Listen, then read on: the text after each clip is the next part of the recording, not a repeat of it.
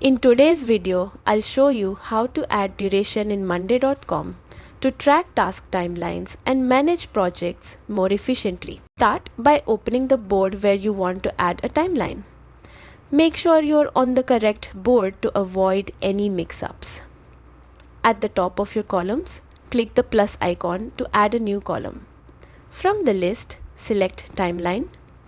This column type lets you visualize the start and end dates for each task, giving a clear overview of task durations. Next, click inside the Timeline column for the task you want to set. A calendar will appear where you can choose the start date and end date. This defines the duration and provides a visual guide for your team to stay on track with deadlines. That's it.